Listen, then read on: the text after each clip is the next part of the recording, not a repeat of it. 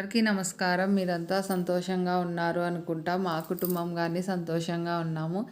ఇది ఆదివారం రోజు నైటు 10 గంటలయింది. ఇంకా పైన ఎత్తిపెట్టేటివన్నీ ఉన్నాయి. కొన్ని వస్తువులు ఇది వచ్చేసి కృష్ణయ్యకు లాలి లాలి ఊపితమే. ఇది ఈ విధంగా ఉంటుంది లాలి.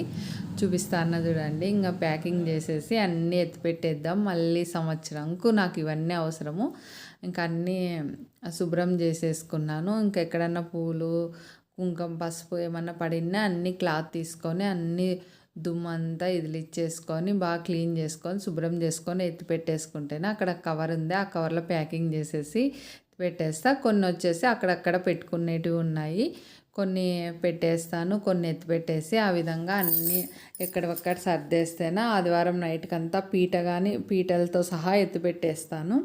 అన్నీ ఎక్కడొకటి ఉంటేనే దుమ్ము అయితే డస్ట్ చిన్న డస్ట్ బాగా విపరీతంగా పడుతుంది. ఇంకా డస్ట్ పడుకోకుండా మొత్తం అన్నీ శుభ్రం చేసుకుంటే మనకు అవసరమైనప్పుడు ఏ వస్తువు కావాలో అప్పుడు తీసుకొని ఇంకా పెట్టుకోవచ్చు అనేసి అన్నీ సర్దేసినాను. ఇంకా ఉదయాన్నే లేచి ఇంకా స్నానము మన డైలీ ఉంటుంది కదా. ఇంకా సోమవారం రోజు ప్రతిరోజు అభిషేకము శివయ్యకి అయితేనా నీళ్ళతో అభిషేకం చేస్తారు. సోమవారం రోజు వచ్చేసి విభూతితోనూ నీళ్ళతో చేసుకుంటాం. ఇంకా పర్వదినాల్లో వచ్చేసేసి ఇంకా మాస శివరాత్రి వస్తుంది. అప్పుడు వచ్చేసి పంచామృతం అభిషేకం చేసుకుంటా. ఆ విధంగా చేసుకుంటా.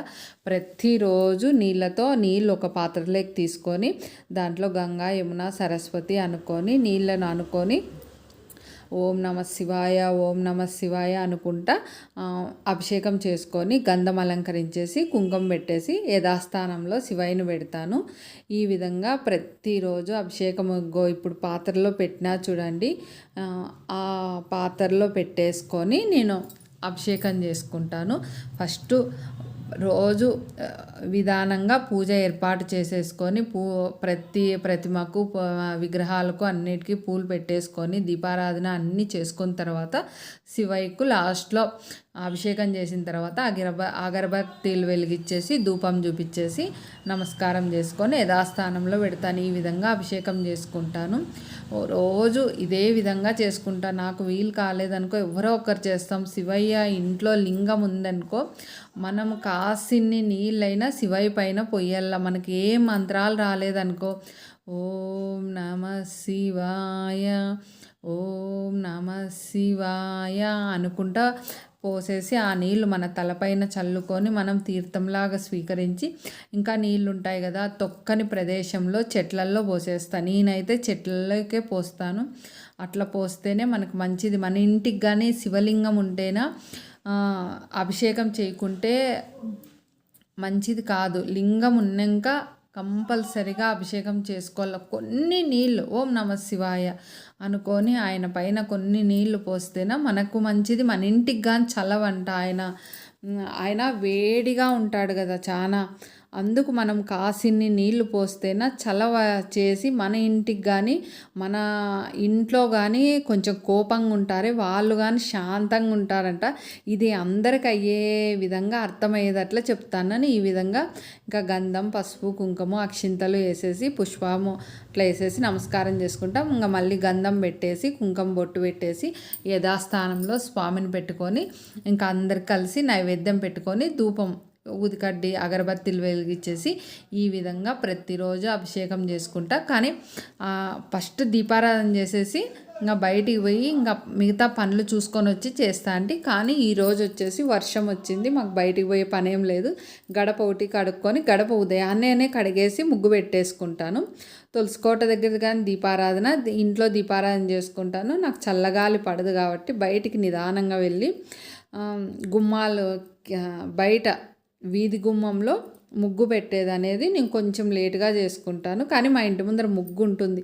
ముగ్గు లేకుండా ఉంటేనే ఇంకా తెల్లవారుజామున అట్లే సాక్సులు వేసుకొని ఆ విధంగానే పోయి ముగ్గు పెట్టుకుంటాను.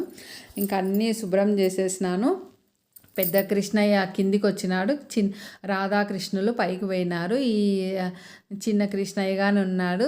పారిజాతాలు అయితే 4 ఎడిగినాయి. ఈ కృష్ణయ్యకి చిన్న కృష్ణయ్యకు పూజా మందిరంలో ఉన్నాడే వేణుగాన కృష్ణయ్యకు ఆ కృష్ణయ్యకి ఒక్కటి 4 పారిజాతాల కింద పడింటే ఈ విధంగా అలంకరించుకొని పూజ చేసుకున్నాను.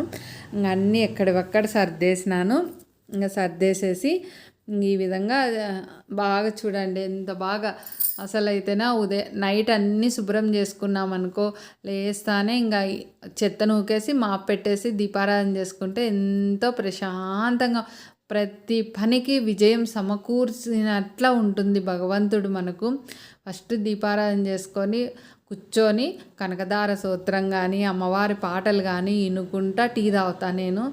ఎంత ప్రశాంతంగా ఉంటుందో, ఆ అగరబత్తీలు స్మెల్ వస్తూ ఉంటుంది. టీవీలో మంచి పాటలు అమ్మవారి పాటలు వినుకుంటా చెవుల్లో వినుసొంపుగా ఉంటుంది. టీ తాగుతా అంటేనా బాగా మసాలా టీ పెట్టుకుంటాను, అది తాక్కుంటా బాగా ప్రశాంతంగా కాసేపు విని మళ్ళీ కొంచెం కాలు కొంచెం ఆయిల్ అట్లా ఆయింట్మెంట్ రాసుకుంటాను. రాసుకొని బయటికి పోయి నేను చెత్తను ఊకేసి ముగ్గు పెట్టేసి వచ్చి మా శ్రీవారికి టిఫిన్ చేసి పెడతాను. ఆ విధంగా ఉంటుంది. ఉదయాన్నే అయితే ప్రతిరోజు ఇదే విధంగా ఉంటుంది. ఇంకేమన్నా ఎక్కడికన్నా వెళ్ళాలంటేనా ఇంకా తొందరగా చేసేది. ఇంకా నేను ముగ్గేస్తాను. ఇగో చూడండి మెట్ల ఎదురుగా వర్షం వచ్చినా కానీ మాకు తడసదు. ఇక్కడ ఒకటి ముగ్గు పెట్టుకున్నామనేసి పెడతాను. ఆ ముగ్గు కానీ పెట్టేదంక కానీ ఆ తల్లి గోమాత పైకి ఎక్కేస్తుంది. నేను తెస్తానమ్మా కిందికి వస్తాను అన్నా కానీ ఇంట్లో నా చేతిలో విక్కొని గిన్ని కానీ దొబ్బేస్తుంది. ఆ విధంగా గోమాత అయితేనా ఒక్క రోజు రాకున్నా మరుసటి రోజు మటుకు కంపల్సరీ వస్తుంది. ఈ రోజువి రేపుడివి పెట్టేసినామంటే తినేసి చక్కగా పోతుంది. నీళ్ళు కావాలంటే నీళ్ళు కానీ అక్కడ బకెట్లో ఉంటుంది, బాగా తాగేసి పోతుంది. ఆ విధంగా ఒక్కొక్కసారి వచ్చి 2 రోజులు ఎందుకో రాదు, ఒక రోజు వస్తుంది. ఆ విధంగా వస్తుంది. గోమాత అయితే మాకైతే మా వీధిలో అందరి ఇళ్ళకు వస్తుంది. ఆ తల్లి ఈ విధంగా ఆ తల్లికి కానీ నమస్కారం చేసుకొని ఇది వచ్చేసి ఇంకా నా దగ్గర అరటిపండు ఉన్నాయి, యాపిల్ ఉన్నాయి. నేను కానీ ఎప్పుడూ ట్రై చేయలేదు. ఈ విధంగా ఫస్ట్ టైం ట్రై చేసినాను. తులసికోట దగ్గర పాలు ఇంకా పూజా మందిరంలో పాలు పెట్టింటి కదా, ఆ పాలును గులకను అరటిపండు యాపిల్ వేసేసి జ్యూస్ చేద్దాము, ఏ విధంగా టేస్ట్ ఉంటుందో. ఎట్లా ఉన్నా తాదాంలే అనేసి అనుకున్నాను. చూద్దాముండు అనేసి ఇంక మళ్ళీ పాలైతే ఉన్నాయి. ఇంకా ఆ పాలు ఈ ఎక్కువ పోసినామంటే చాలా ఎక్కువ అయిపోతాయి అనేసి తక్కువ ఇంకా దేవుని పాలు ఒక్కటి తీసుకున్నాను. పూజా మందిరంలో పెట్టిండేటివి ప్రసాదం ఎప్పుడు వృధా చేయొద్దండి, తీసుకొని తినండి. దానివల్ల ఫలితాలు కానీ మనకు అట్లే ఉంటాయి. అప్పటికప్పుడు ఫలితం రాకున్నా మళ్ళీ అయినా మనకు మంచి ఫలితాలు ఉంటాయి. భగవంతుడు మనకు మంచి ఫలితం ఉంటుంది. చేస్తా అంటే భగవంతుడు మనకు తప్పకుండా ఫలితం అనేది ఇస్తాడు.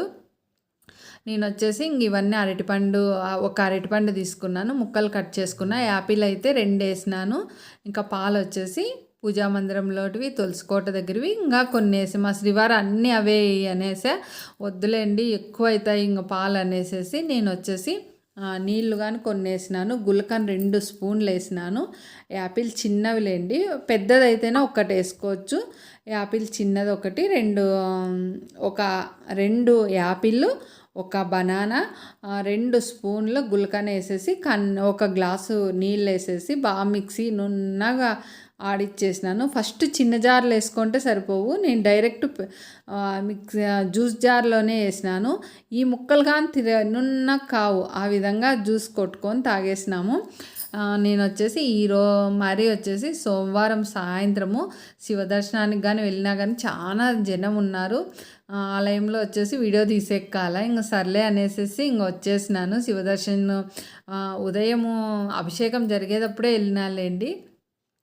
మళ్ళీ పోదాం అనుకున్నా కానీ వర్షం వస్తా అంటే నాకు కానీ కొంచెం హెల్త్ సరి లేకుంటే వెళ్ళలేదు. కొంచెం ఇంక వర్షం వస్తుందంటే ఇంకా బాగుండదు, అందుకు వెళ్ళలేదు.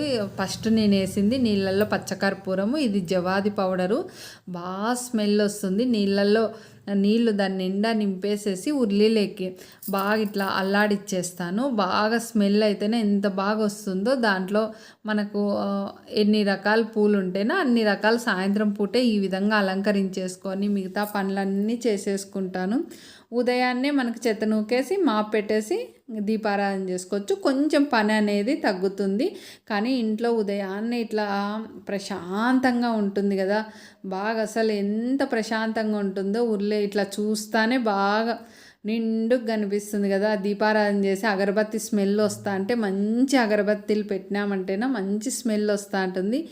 ఆ స్మెల్కు బాగా అసలు ఎంతో ప్రశాంతంగా ఉంటుంది. ఈ విధంగా సోమవారం సాయంత్రము నేనంతా ఈ విధంగా గులాబీ, చామంతి, గడ్డి చామంతి అంటారు దాన్ని, గడ్డి చామంతి, మళ్ళీ బంతిపూలు బాగా అసలు ఎంత బాగుందో కదా. కృష్ణయ్య దగ్గర అలంకరించుకున్నాను. ఈ విధంగా అంతా చేసుకున్నా. అసలు ఆ జవాదిను పచ్చకర్పూరముకు దోమలు కానీ రావు. ఆ పచ్చకర్పూరం మనం ఇంట్లో కానీ వాడుతా అంటేనా చాలా మంచిది. మనం మరొక వీడియోలో కలుద్దాం.